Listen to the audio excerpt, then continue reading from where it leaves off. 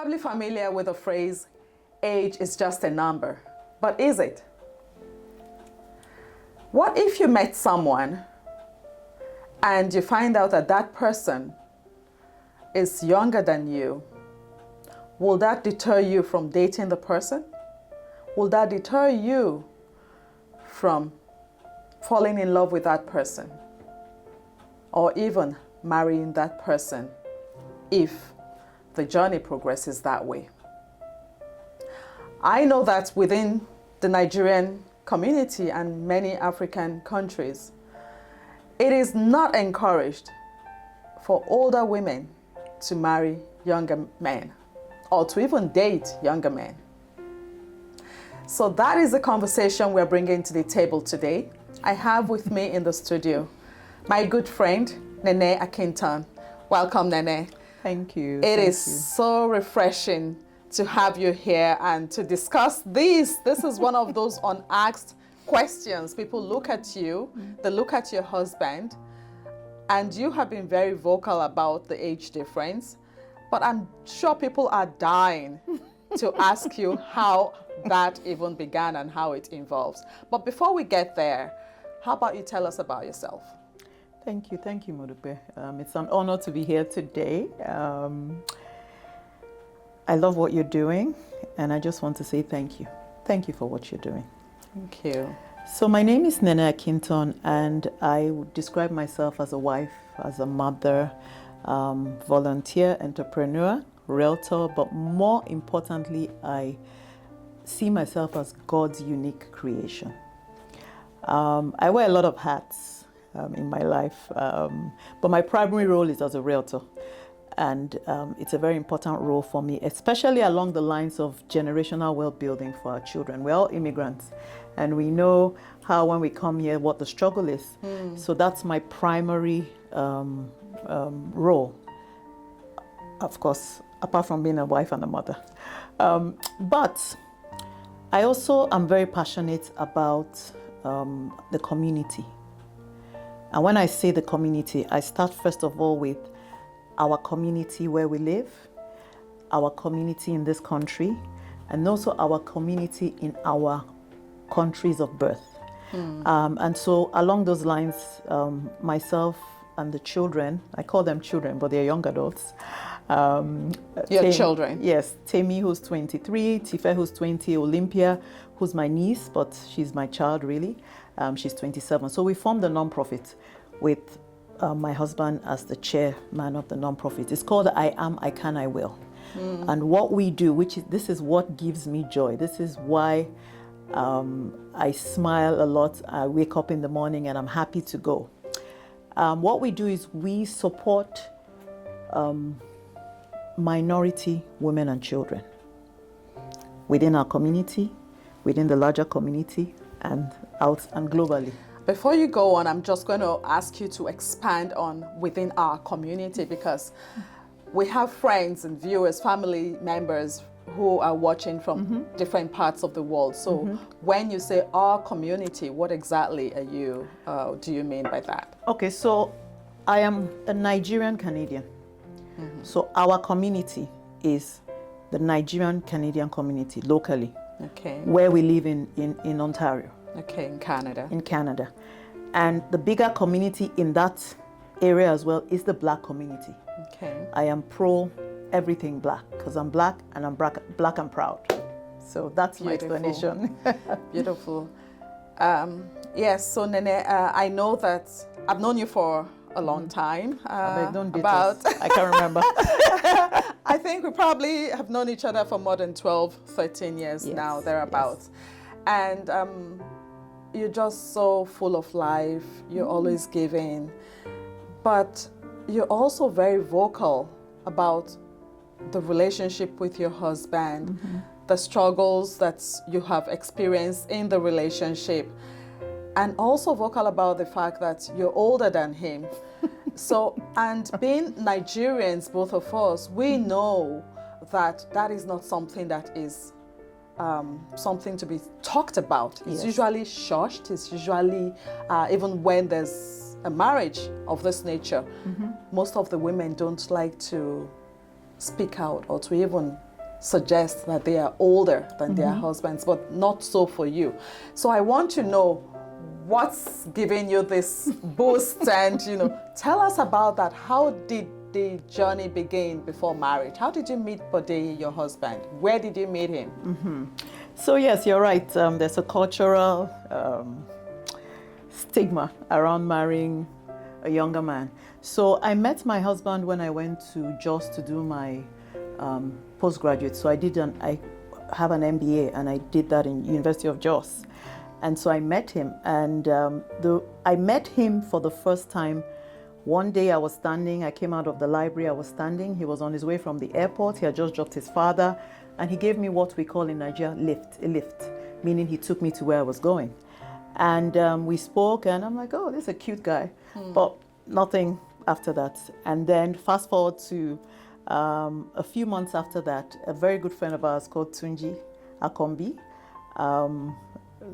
we had a conversation, and then I asked him to introduce me to him formally, what you call set us up on a date. Not a blind date, because I knew him and he knew me, and that's what he did, and the rest is history.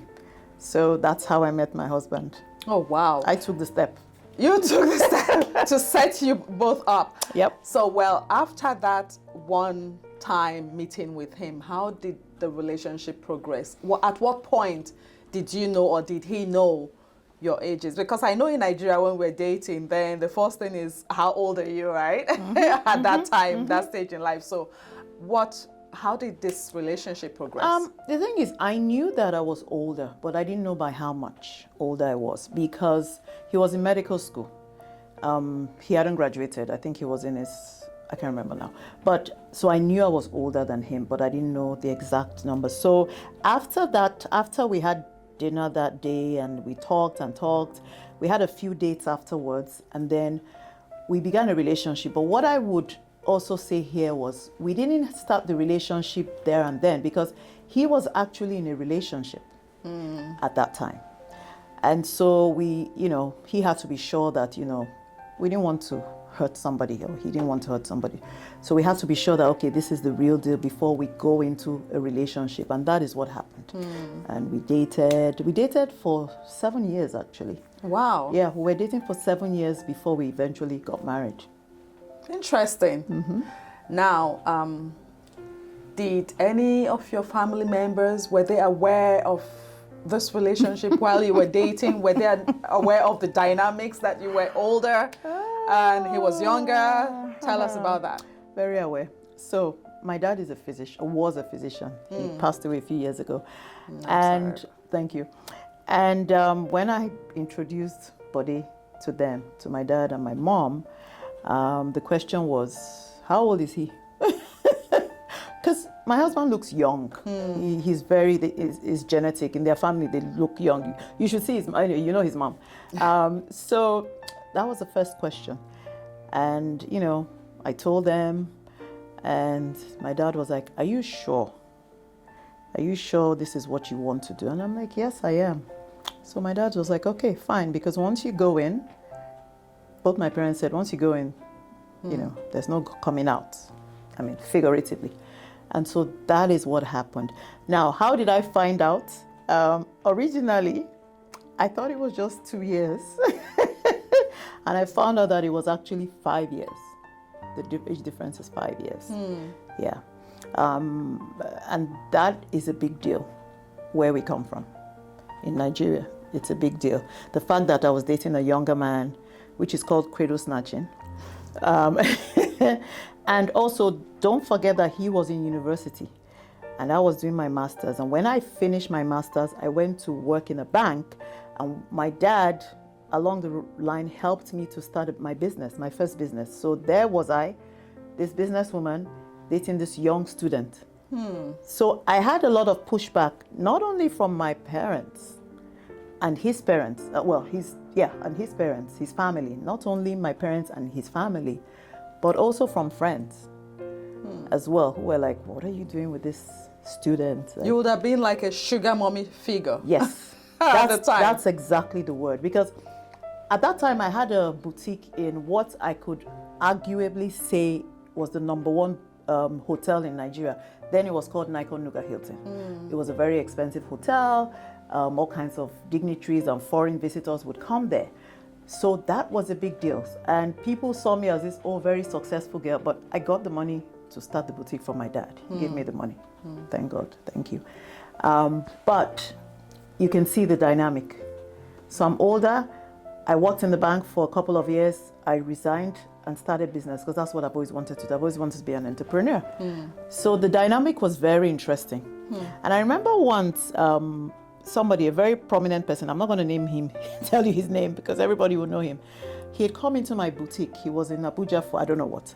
He'd come into the boutique, looked around, and then he started to, as most men started to hit on me. And then I said to him, I'm in a relationship and I am going to marry this guy. And he said, oh, what does the guy do? I said, oh, he's a medical student. And the guy was like, what? Medical student? You're dating a student? I'm like, yes, because that is where I think I'll find my joy. So he haggled me, well, haggle is not the word, but he kept bothering me for a long time about it. And I just had to say to him, you know what, I am dating a student and that is it. So now when he sees me, he makes fun of me. I'm like, oh, how is that your student doctor? So it was an interesting journey. It was. Now, I know that you are from the West, you're from the Igbo-speaking part of Nigeria and he is from the Yoruba-speaking part of Nigeria. How did that dynamic work? It was challenging. It was challenging because I'm this older Igbo woman or lady dating this younger Yoruba boy. And there's a term that's used in Nigeria called Omo Igbo. It's derogatory. And I think Yorubas use it. I'm not sure. I think that's a Yoruba term. Omo Igbo is it. And it's a derogatory term. And I heard that a lot. I heard that Omo Igbo. It's derogatory. It's kind of like, it's derogatory. Like you're looked down on. And you're not good enough because Nigeria is a very interesting country. It's a very interesting dynamic. There are three major languages, Yoruba, Igbo, and Hausa. And there's a lot of tribal dynamics going in that whole mix. And so we struggled a lot. Both of us struggled, not just me. He also struggled because there's this young man who's just starting life. And then he has this older lady he's dating. There's pushback from his family. There's pushback from my family. So it was like both of us saying, you know what, we're going to make this work. And I think that's kind of what kept me going for a lot of the times when we had struggles. I had this thing in me saying, you're the first girl in your family of 12. You have to show a good example to your 8 sisters.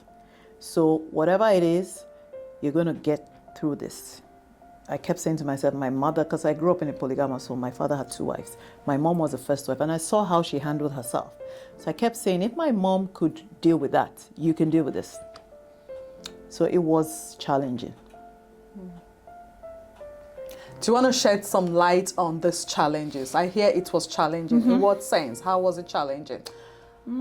So it was challenging in the sense that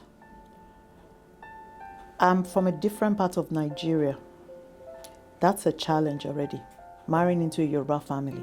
Our cultures are very different. So I'm from Delta Igbo, and we're respectful of older people, of our uncles, just older people. But Yoruba people take respect to a whole different level. So there are certain things you can't say to an older person, even if you say it respectfully. Like I could say something to my mom or my dad, and it's like, okay, she's just saying, it's not disrespect. But in Yoruba land, you have to be careful what you say. So I had to learn. Don't forget, I'm older, I'm Igbo, and so I have to learn this cultural language. I had to speak I had to be bilingual. So I had to speak the cultural language and try to maintain my relationship. And then my husband is the first of 6 children. And my father-in-law died 1 month before our daughter was born. Exactly 1 month before our daughter was born. And so he now became the father in the family, the patriarch. And then there's this issue of your Igbo wife, older than you, doesn't understand the culture. And so there were a lot of clashes. There were a lot of clashes. It was very difficult. And not because I was a bad person or my in-laws were bad people. No, it was just you're marrying into a completely different culture. You have to learn that dance. And we know that in Nigeria, as wives, there's your husband, there's God, there's your husband, and there's you. And I'm a Christian, and that's fine. That is what I believe as well. But culturally, that is also what it is. So it was a difficult dance. And don't forget, I'm older than him. So my husband, I'm older than my husband, and he has siblings younger than him. I'm the first in my family. I'm an Ada. Well, not the first. I'm the first girl. I have an older brother, so I'm the first girl. My brother is Idiokwa. I'm the Ada. And then I have 10 younger siblings. And then my husband has 5 younger siblings. But culturally, I'm supposed to respect my husband and his 5 younger siblings because that's the Yoruba culture. And that was very difficult. So don't forget, my age is here. The culture is here. So there were a lot of clashes. There was a lot of misunderstanding because we come from 2 different backgrounds, cultural-wise, Igbo versus Yoruba. And there was my husband in the middle. So I have a very wise sister-in-law. Her name is Henrietta. She's married to my brother. I don't call her my sister-in-law. I mean, Henrietta is I don't even know. She knows more about me than my brother. So she said to me once, she said, Nene, you know, you can never be your husband's mother, and your husband's mother can never be his wife. That you both have your places in his life. So you have to recognize that as the wife and the younger than your mother-in-law, and just come to a place of acceptance of, okay, you know what? This is where I find myself. How do I make it work? So that was like a light bulb moment for me, like an aha moment. So, I mean, right now we're in a very good place. Like, my mother-in-law is one of the kindest people I know. Like, she would give you the shirt off her back. And her grandchildren, she has a unique relationship with each I think she has maybe 13 grandchildren now. My daughter, Temi, our daughter was the first grandchild that was born shortly after my father-in-law passed away. And then my son is the first male grandchild, I think.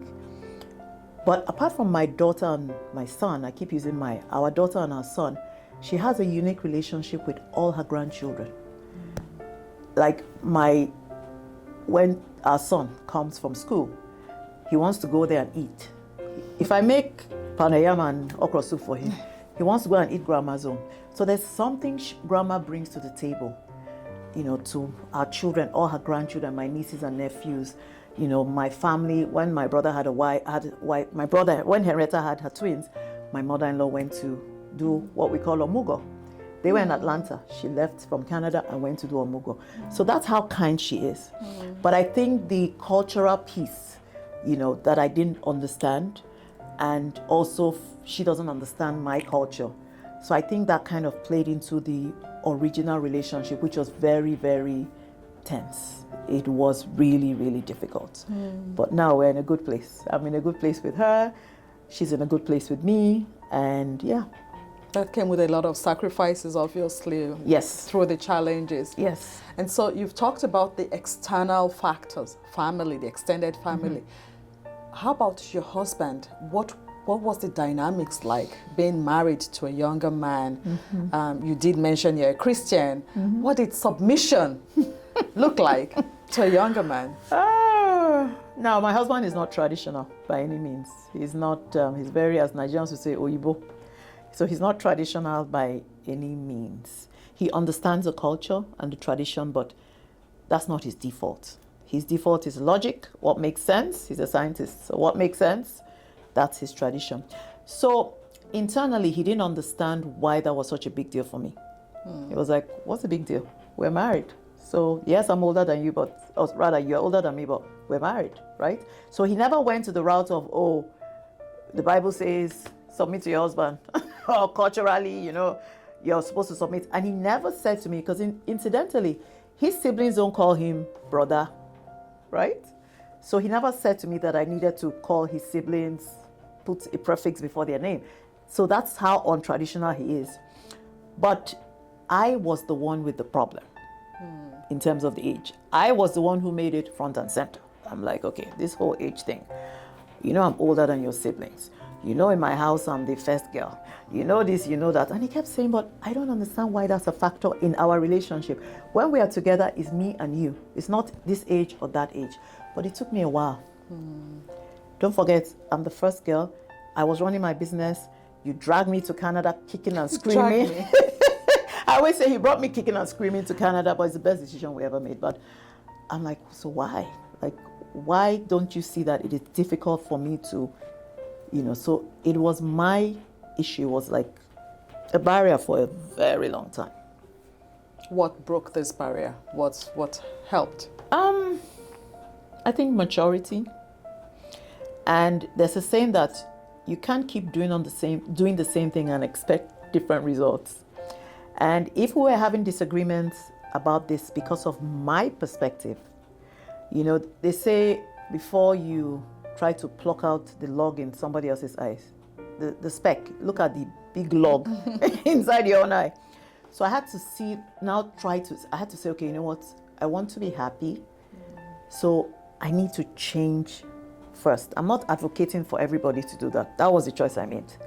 So I now started to, try to change my perspective about the importance of that number, age. And now you're at peace with that. Oh yeah, Wonderful. I'm very at peace. I know you have 2 kids, and you had mentioned, yes. I think Temi is 23. Is she dating? Are they dating? Are any of your kids dating? Temi is 23. She's in a serious relationship. And Tifa is 20. He's not in a relationship. Tifa, don't kill me for saying this, because his heart was broken when he was younger, much younger. And so he's like, you know what, mommy? When he was younger, he's like, you know what? I'm not going to get married. You're the only woman in my life.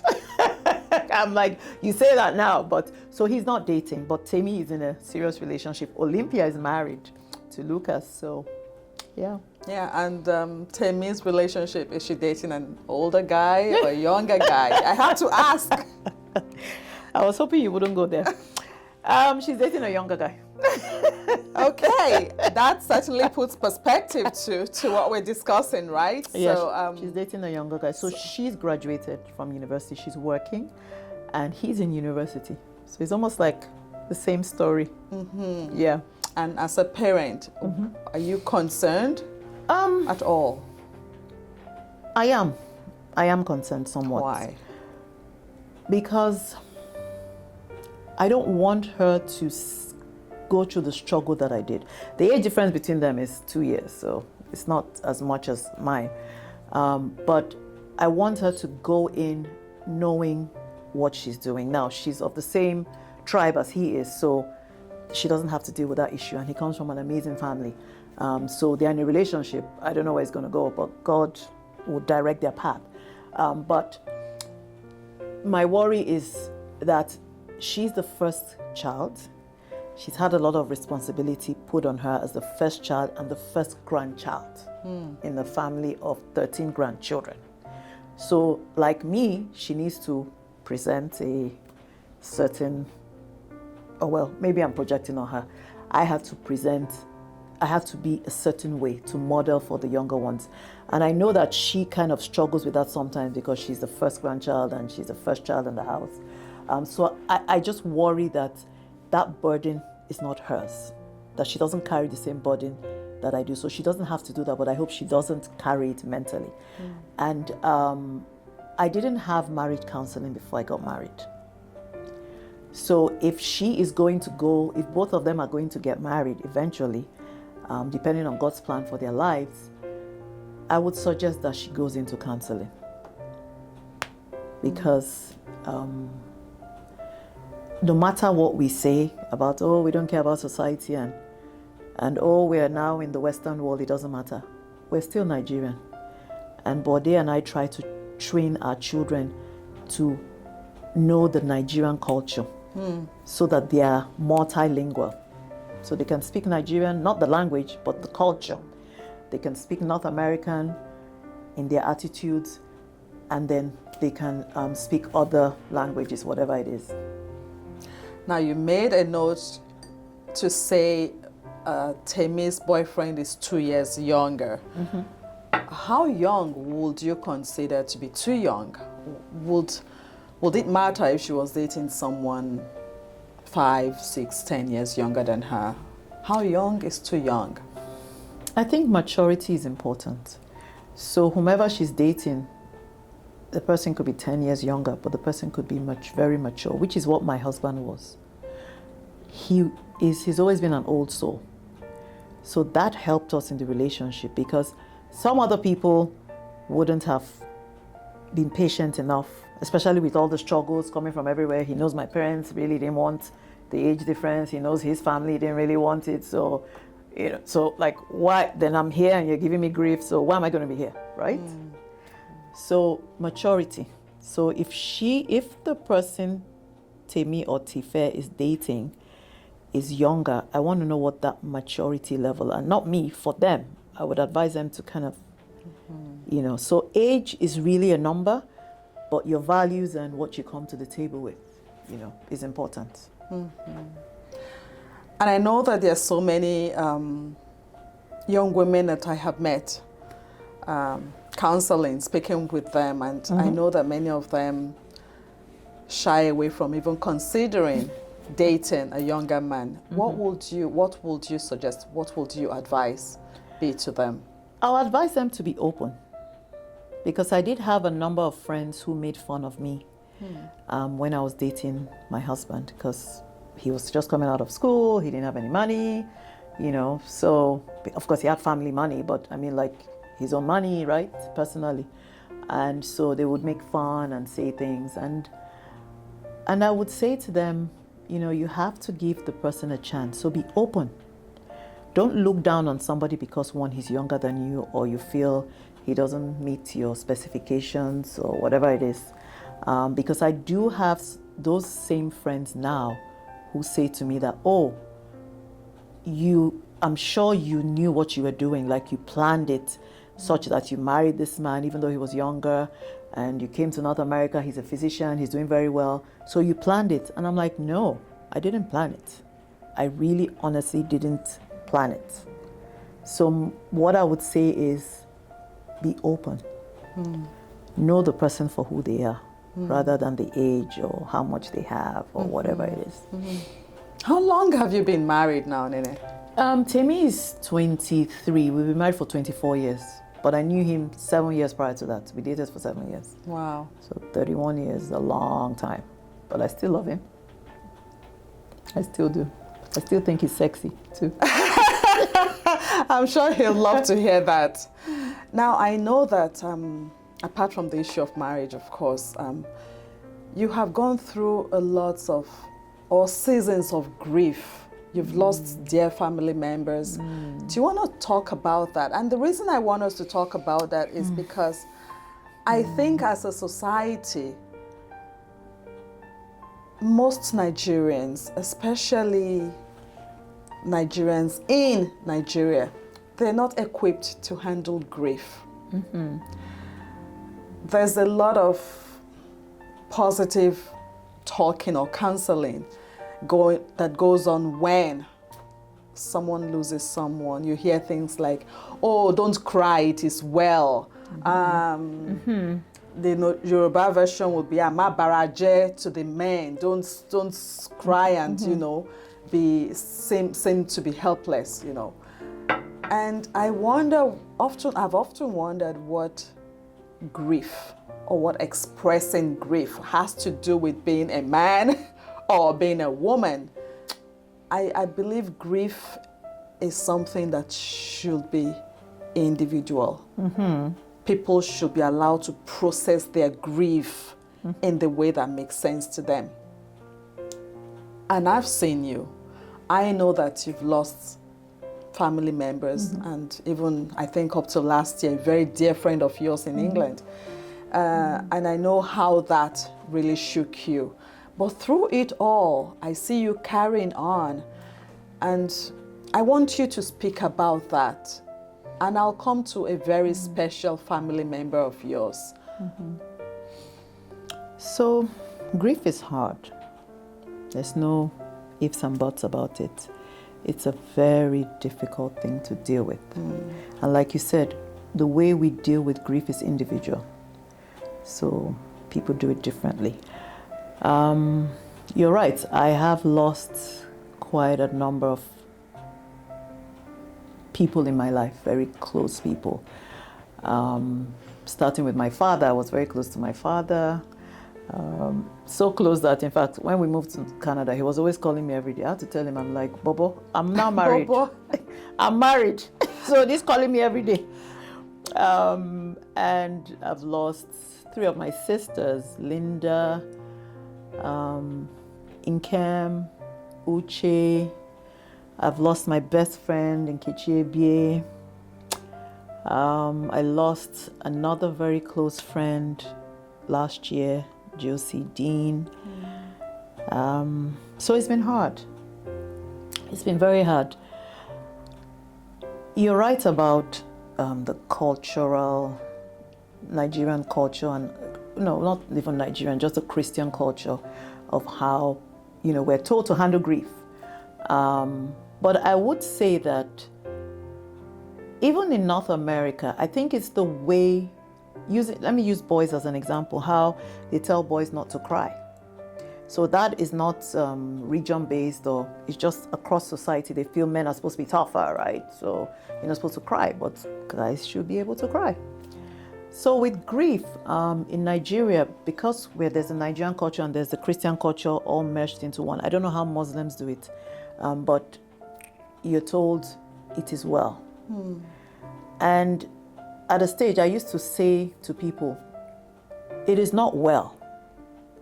It will be well, but it is not well. And I used to take a little offense. I used to take offense at that because I felt you don't know what I'm going through, And I think what I would say to people about when you're supporting somebody who's grieving is just be there. You don't need to say anything. You don't need to do anything. Just be there. Look at the person who is grieving, and from time to time, ask them, how are you doing? That's all you need to say. You don't need to say it is well. You don't need to say no, because it is not well. Right there and there, the person, is going through a lot of grief. So that is what I would advise people around that. How have I dealt with grief? It's been hard. I shared this openly about how I've struggled with general anxiety and mild depression. And part of that is attributed to the grief, and I used to be very angry too. I used to be very angry. And I didn't know why I was angry till I went through therapy and spoke, I'm a Christian, I talk to God too, but I also went into therapy. And in Nigeria, we don't have a lot of resources. Black people don't have a lot of resources, because even here in Canada, there are a lot of resources that are available to people, but we in the Black community just don't know they're available, whether by omission or whatever. So my resources were my God, really. And then Bode too was quite helpful. My husband was he was there. He's been with my family through every death. When my mother had a stroke, she didn't die. Bode was the one with her in St. Nicholas in Lagos. When Linda passed away, Bode was right there. Inkem passed away, we were in North America. He was right there with me. When my other sister Uche passed away, Bode was right there. So he has also been very, very helpful. And because he's a doctor of the mind, he understands, when to leave me, when to say things, and he supports me a lot. Another thing that helped me was therapy, just talking through it. But I would also say that as Nigerians, we don't like to talk about death or grief. We don't want to address the fact that we are going to die. We are all going to die. There's two things that are constant when you are born and when you die. Those are constant. People are born and people die. But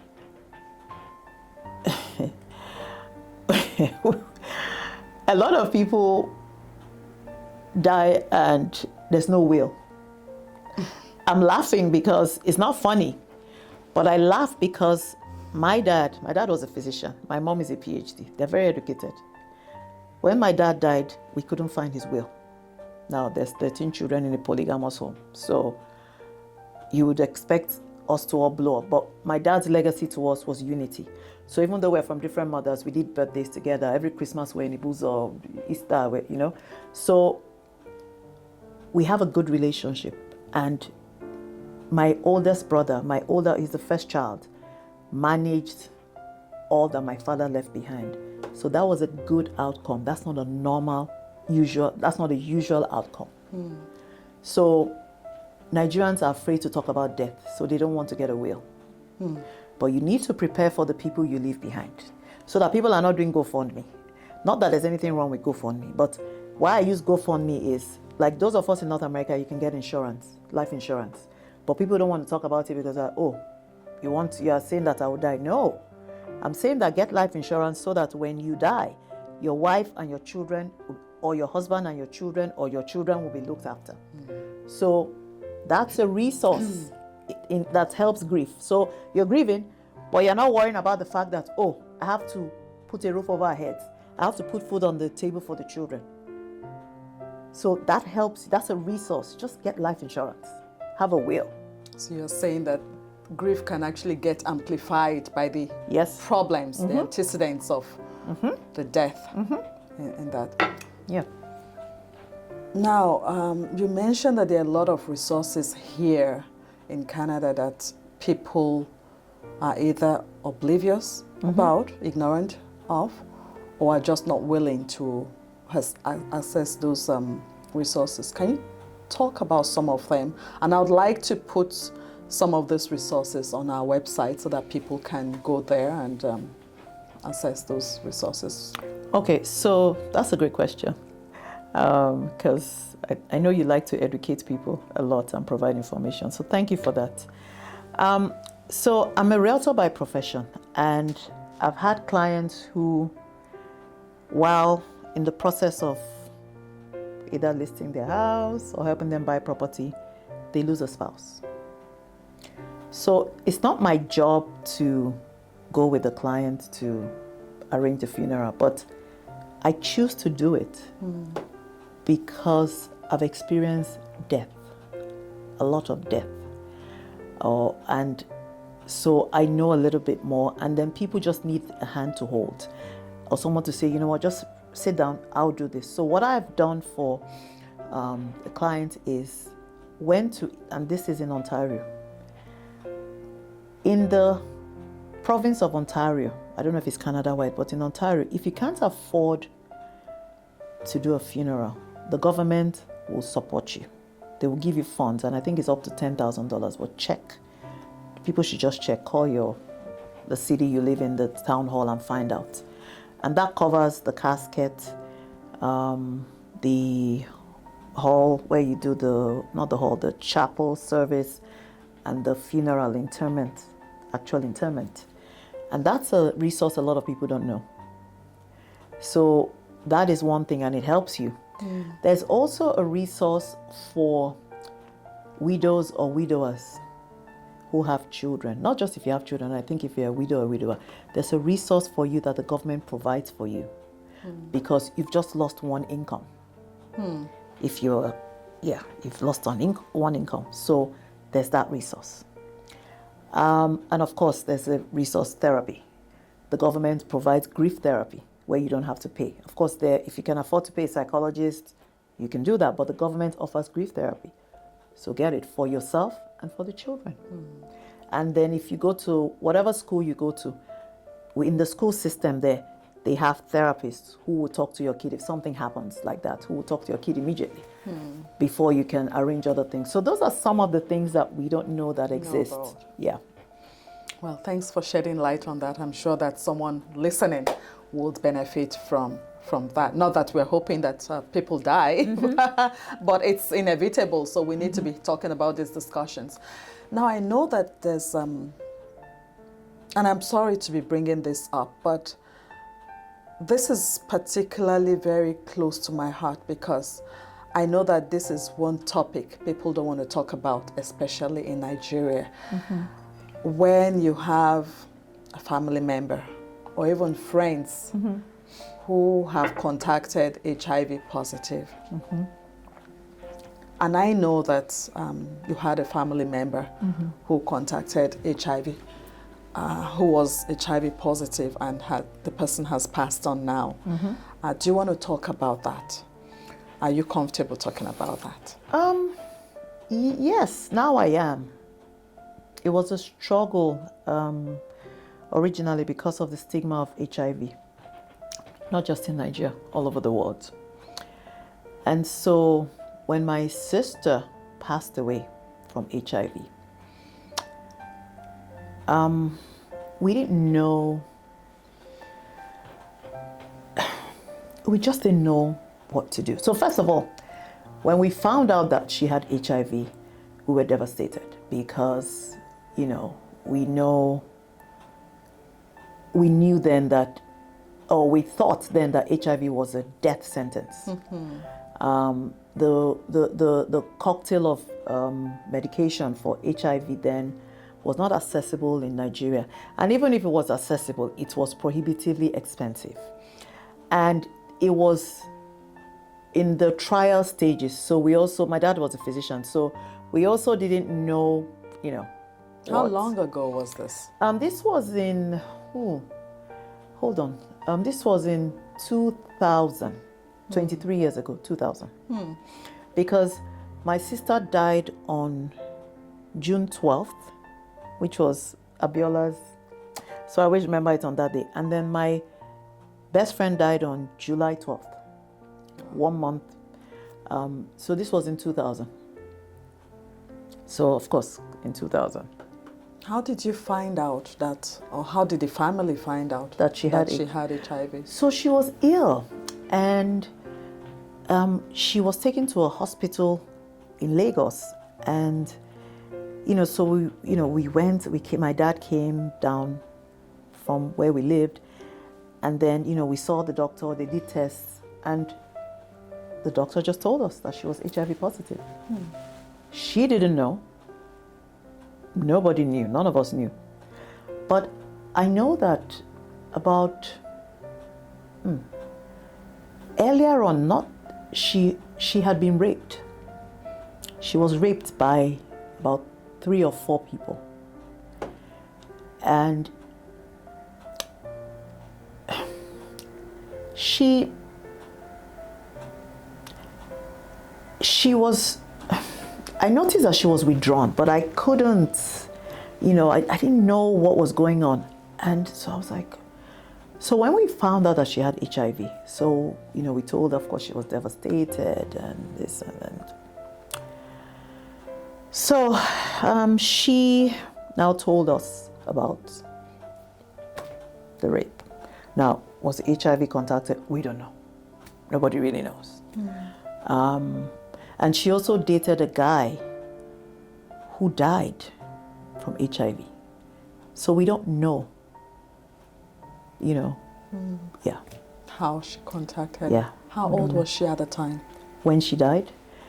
In 2000, she was born in 1973, so she was, I don't know the math now, so 26 or 27.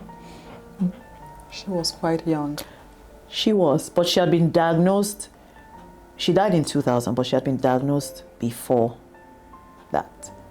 So when she died when she was 27. How long was it between the diagnosis and when she died? That's a good question. I think it was about maybe 2 or 3 years. Now I ask that because usually once people know you're HIV positive, oh yeah, right? So oh yeah, what was that like in the family? What was that like for her work? Was she working? Did she have relationships? What was that like for her and for the family? It was difficult for her, very difficult for her. She went to primary school and high school in the UK, came back to do university. She didn't finish university, then she transferred. So she was raped in Lagos. So she had transferred to school in Lagos. And yeah, so it was hard. She just felt she shouldn't have come back to Nigeria, that she should have just stayed and finished her university in the UK. So there was all of that, and so she was quite upset then, and it was a struggle for her. And then for the family too, it was a struggle for my mom, because my mom was like, oh my God, like, what is this? Like, what is going on? My father is a man, what we talked about, they're stoic, they just like, okay, it's happened, we're going to deal with it.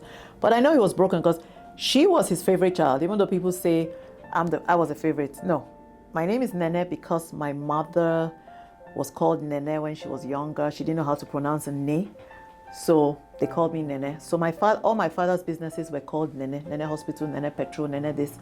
But it was actually named after my mom. So people thought it was me and I'm the favorite. No, she was a favorite child. She was my dad's favorite. Like, anything you wanted, you go to her. Now, was this Linda or was this Uche? No, Linda.